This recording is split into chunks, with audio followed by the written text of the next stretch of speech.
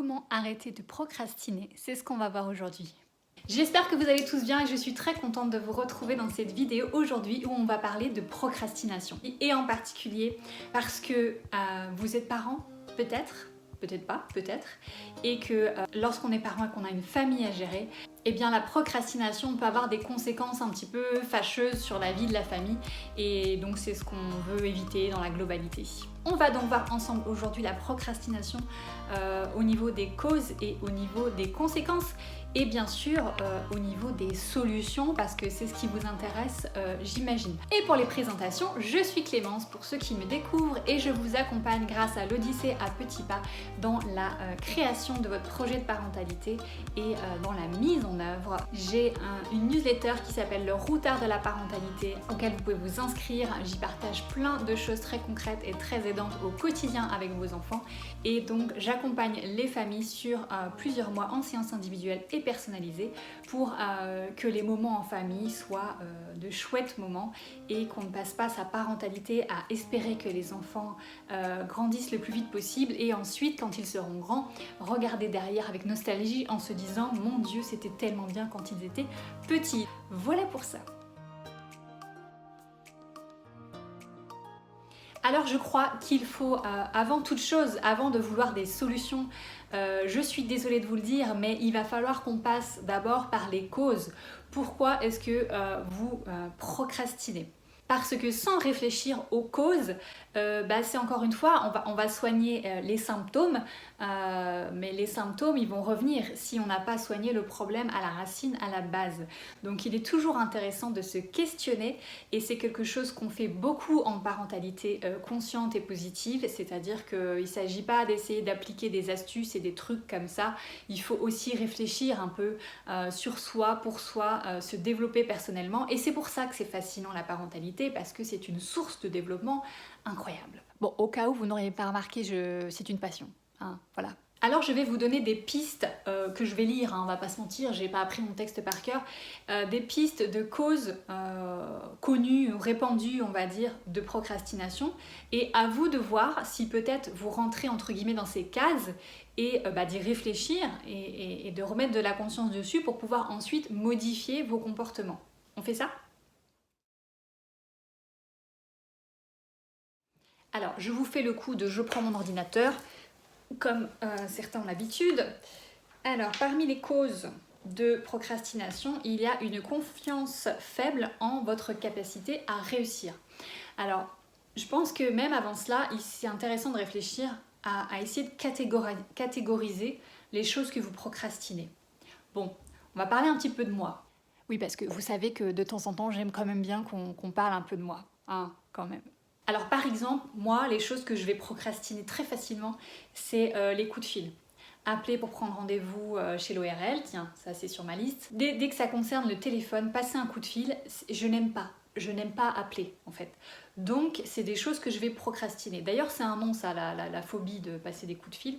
J'ai oublié, mais bref. Alors dans mon cas on n'est pas jusque là, c'est pas une phobie, mais c'est vrai que dans la globalité, je n'aime pas. Alors réfléchissez chez vous, parmi la liste des choses que vous avez à faire et la liste des choses que vous procrastinez, est-ce que c'est toujours les mêmes choses ou pas ? Et essayez de faire des liens et de voir, de trouver de trouver ce sur quoi vous pourrez agir ensuite plus facilement derrière. Il y a aussi donc dans les causes le rejet de l'action qu'on a à faire parce qu'on pense que le processus sera difficile ou que le résultat sera désagréable. Alors, si je reprends mon exemple, par exemple moi, appeler pour prendre un rendez-vous chez le dentiste, c'est une plaie pour moi parce que je déteste plus que tout au monde aller chez le dentiste. Donc forcément, appeler pour aller à la guillotine, personne n'a envie. Voilà, personne n'a envie de faire ça.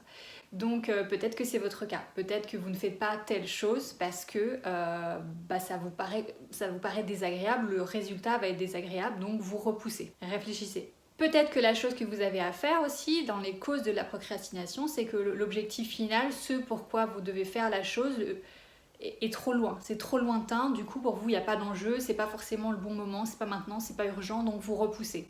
Et peut-être que vous avez raison, puisque si finalement l'objectif global il est lointain, c'est pas la peine de se mettre la rate au courbouillon chaque jour en se disant oh là là j'ai pas encore fait ça, j'ai pas encore fait ça, si finalement c'est pas spécialement nécessaire de le faire maintenant. Donc analysez bien ce que vous avez à faire. Peut-être en cas que vous avez une sorte de refus des obligations et que la contrainte vous empêche, donc vous devez étendre une lessive, mais puisqu'on attend de vous que la lessive soit étendue, vous avez l'impression de perdre votre autonomie et votre libre arbitre, et du coup un peu façon rébellion, vous allez avoir envie de procrastiner ça parce que vous avez d'avoir envie de faire les choses, quoi, un petit peu comme Johnny, et du coup vous repoussez la chose. Et je vais en citer encore deux parce que je ne vais pas toutes les citer, sinon je vais vous perdre en route, c'est sûr. Donc je vais citer aussi la sensation de perdre du temps. Alors je reprends peut-être mon exemple d'étendre une lessive. Peut-être que voilà, pour vous ça représente une perte de temps, parce que c'est pas la folie d'étendre une lessive, on va pas se mentir. Du coup, vous n'avez pas envie de le faire parce que vous avez l'impression que votre temps est mal utilisé et que vous feriez mieux de faire autre chose que ça, et ça vous enquiquine. Et je citerai enfin peut-être que vous procrastinez la chose parce que c'est une action que vous avez à faire qui n'est pas alignée avec vos valeurs, avec ce que vous avez envie de faire. Par exemple, si vous avez prévu en famille d'aller en vacances à la mer, et sauf que vous, il se trouve que vous n'avez pas du tout envie, pour le coup, là, d'aller en vacances à la mer. Alors, mon exemple est peut-être pas bien trouvé, je ne sais pas.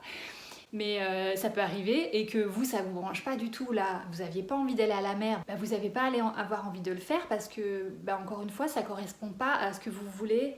C'est pas aligné avec ce que vous voulez vous. Voilà pour quelques-unes des causes de procrastination. Ça n'est pas exhaustif. Je vous mettrai d'ailleurs le lien les références d'un ouvrage et 2 ou 3 liens des vidéos qui sont bien faites, justement, qui expliquent des passages de cet ouvrage. Alors les conséquences, autant les causes peuvent être multiples et diverses en fonction des gens, autant les conséquences globales, elles vont être les mêmes pour tout le monde, c'est-à-dire un sentiment finalement en fin de journée de frustration, de s'être dit j'avais ça à faire, j'ai pas fait, donc je reporte, il faut que je le fasse demain. Donc de frustration, éventuellement de culpabilité. Et en général, la frustration doublée de culpabilité, c'est le combo parfait pour nous entraîner vers une baisse de l'estime de soi, se sentir moins bien que, pas assez, j'aurais dû, et pourquoi j'ai pas, etc. Et tout ça, ça va nous tirer vers le bas, et soit vous arrivez à vous mettre un coup de pied aux fesses le lendemain et à redresser la barre, ou soit c'est un cercle vicieux. Du coup le matin vous n'avez pas trop d'énergie, d'envie, et puis du coup vous n'avez pas trop en faire, et puis vous allez entretenir ça, et ensuite vous allez vous coller une étiquette. Alors on en parle aussi pour les enfants, des étiquettes en parentalité. Ça marche aussi quand on est adulte. Vous allez vous coller une étiquette de moi je sais pas faire à temps, moi je procrastine. Et vous allez vous entraîner un dialogue intérieur. On en parle aussi souvent en parentalité. Un dialogue un dialogue intérieur qui va, encore une fois, vous tirer vers le bas. Donc vous allez vous entendre dire « Non mais je ferai ça plus tard, ouais mais t'es nul, tu devrais faire ça maintenant, ah tu vois tu l'as pas fait, ah tu vois t'es pas organisé, tu... » Voilà, donc le premier objectif, ça va être, comme souvent, de s'écouter, de prendre du recul et de voir ce qui se passe dans sa tête. Et c'est pour ça que je vous dis toujours que la parentalité, c'est lié au développement personnel. Ça fonctionne pareil quand vous avez des choses à gérer avec vos enfants. Il va falloir prendre du recul.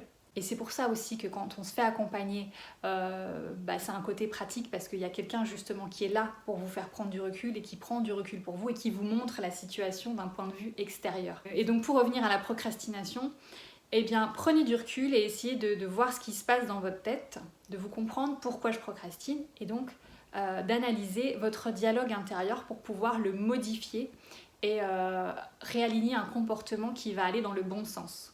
Parce que le problème en soi de procrastiner, certains diront c'est pas grave, si tu procrastines, c'est que tu peux te le permettre, c'est que la tâche elle n'était pas indispensable, etc. Et ce qui en soi est peut-être vrai, mais le problème c'est que au niveau charge mentale, ça va s'accumuler parce que quand il y a qu'une tâche qu'on n'a pas faite, on sait qu'on l'a pas faite, on sait qu'elle va être à faire, et ça se remplit là-dedans. Je veux dire, ça fait des couches, des couches et des couches et des couches, et la charge mentale, moins elle est importante, mieux on se porte. On sera tous d'accord là-dessus. Donc maintenant, on va s'orienter vers quelques pistes de solutions. Encore une fois, ce sont des pistes, il y a plein de choses à dire, il y a des gens qui écrivent des bouquins entiers là-dessus, donc je ne prétends pas régler votre problème en une vidéo de 10 minutes, mais voilà déjà des solutions sur lesquelles vous pouvez agir et essayer de redresser la barre et tout simplement de vous sentir mieux. Pour de ce fait pouvoir vous féliciter intérieurement, tu vois, tu l'as fait, tu vois, tu as réussi, etc. Et de remettre en route la machine de façon positive. Alors la première des choses, c'est, il y a une expression en anglais qui dit eat the frog. C'est-à-dire que si ton boulot, c'est tous les matins de manger une grenouille, fais-le, en anglais on dit first thing in the morning, fais-le le matin. Il faudrait que ce soit ça que tu fasses la première chose le matin. Comme ça après c'est réglé, et puisque c'est pas un moment de plaisir, autant s'en débarrasser, comme ça au niveau charge mentale, je vous raconte pas comment on se sent léger quoi. Donc moi c'est régulièrement quelque chose que je fais lorsque j'ai quelque chose à faire et que clairement ça m'ennuie pour parler poliment. Je le mets en haut de ma liste et c'est la première chose que je fais le matin. Comme ça, c'est-à-dire qu'à 9h03, ma journée elle est faite. J'exagère, mais vous voyez ce que je veux dire, j'ai déjà la sensation d'avoir réussi, d'avoir surmonté ce qui pour moi est un obstacle. Et si je le fais première chose le matin, du coup ça va me mettre dans une énergie positive et les petites tâches pénibles qui m'emballent pas mais que je devais faire, ça va me paraître de la crème glacée à côté, je vais le manger. Je vais le faire facilement parce que j'ai déjà mangé la grenouille, donc je suis tranquille avec ça.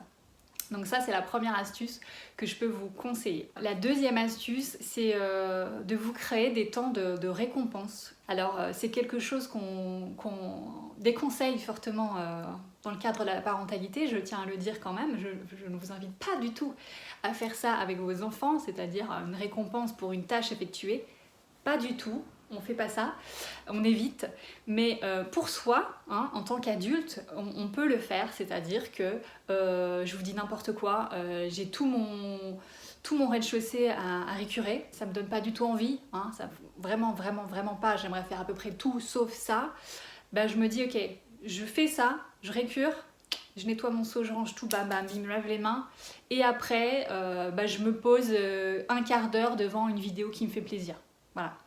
Et du coup, c'est vraiment le truc basique de la carotte quoi. Mais figurez-vous que ça peut marcher. Donc, et le deuxième avantage sous-jacent finalement, c'est que ça va vous obliger, entre guillemets, à prendre du temps pour vous. Et quand on est parent, on récure et puis ensuite, super, on a récuré, mais il faudrait bien en profiter pour, je sais pas moi, aspirer la chambre ou je sais pas quoi. Là non du coup. Vous allez vous mettre des temps de pause intermédiaires. Ça sera toujours 10 minutes de temps pour vous de pris et j'en ai fait des vidéos, je tâcherai de vous remettre un lien là ou là sur l'importance de prendre du temps pour soi quand on est parent. Ça sera l'occasion de prendre 10 minutes pour vous. Une vidéo, un bouquin, se poser avec un thé et scroller Instagram parce que ça nous fait plaisir, mais d'habitude quand on le fait c'est un espèce de plaisir coupable parce qu'on sait que c'est pas rentable, que ça rapporte rien, que c'est au niveau productivité, etc. Là vous avez fait vos tâches et vous prenez le plaisir de votre choix. Voilà, ce sera ma deuxième astuce.